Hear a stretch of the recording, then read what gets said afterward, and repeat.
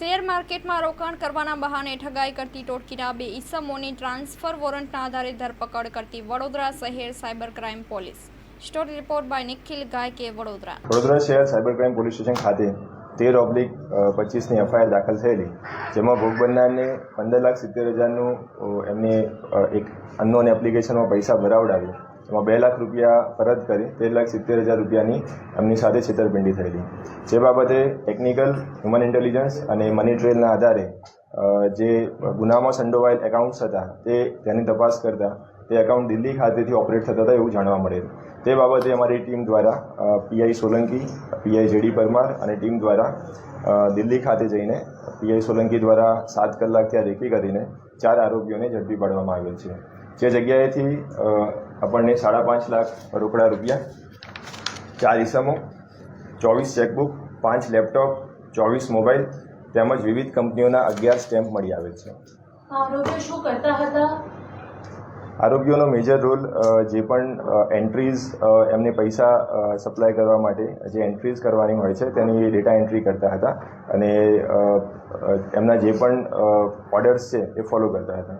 સાહેબ, આરોપીઓની મુખ્ય એમો શું હતી, કઈ રીતે લોકોને ઠગતા હતા? મુખ્ય એમો એ પ્રકારે હતી કે આમાં એક એપ્લિકેશન બનાવવામાં આવેલ હતી.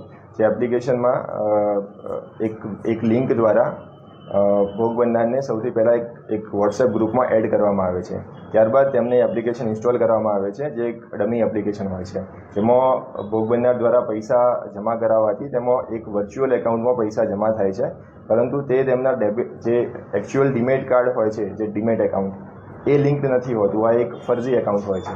તો તેમાં પૈસા ભરાવવામાં આવે છે અને ત્યારબાદ વધુ રિટર્નની લાલચ આપીને તેમને વધુ પૈસા ભરાવીને છેતરપિંડી કરવામાં આવે છે. સર, આરોપીઓનું મૂળ કામ આ જ હતું કે બીજું પણ કંઈ કામ કરતા હતા? પ્રાથમિક તપાસમાં એટલું જણાવી આવેલ છે. તેની સાથે બીજા 101 સંદિગ્ધ એકાઉન્ટ્સ પણ મળ્યા છે, જેમાં 30 કરોડથી પણ વધુની નાણાકીય વ્યવહાર થયેલા છે તેવું જણાવી આવેલ છે. આરોપીઓ મૂળ ક્યાંના હતા સાહેબ? 4 આરોપીઓ છે જે મૂળ દિલ્હીના છે. સાહેબ, આરોપીઓ સુધી પહોંચવામાં પોલીસને કઈ રીતે સફળતા મળી? ટેકનિકલ ઇન્ટેલિજન્સના આધારે આપણે તપાસ કરીને અને મની ટ્રેલના આધારે ત્યાં સુધી આપણે પહોંચ્યા છીએ. દ્વારા કોઈ કેસ પલટો ધારણ કરવામાં આવ્યો તેવું ત્યાં સુધી આપણે પહોંચ્યા છીએ. દ્વારા કોઈ કેસ પલટો ધારણ કરવામાં આવ્યો તેવું ખરું? તે જે તે જગ્યાએ રેકી કરીને તેમને ધરપકડ કરવામાં આવી છે. આરોપીઓને ગુનાહિત ભૂતકાળ કોઈ હજુ સુધી જણાવી આવેલ નથી. સર, ફરિયાદી શું કરતા? ફરિયાદી પોતે નોકરી કરે છે. પ્રાઇવેટ જોબ છે, કઈ જગ્યા પર નોકરી કરે છે? પ્રાઇવેટ નોકરી કરે છે. આરોપીઓનો પ્રોફાઇલ શું છે? આરોપીઓ જે મૂળ પકડાઈ ગયેલા છે તેમની ઉંમર 3 આરોપી 24 વર્ષના છે અને એક 31 વર્ષના છે, જે મુખ્ય આ કામે સંકળાયેલા હતા. આરોપીઓએ કેવી રીતે લોકોને ઠગતા હતા?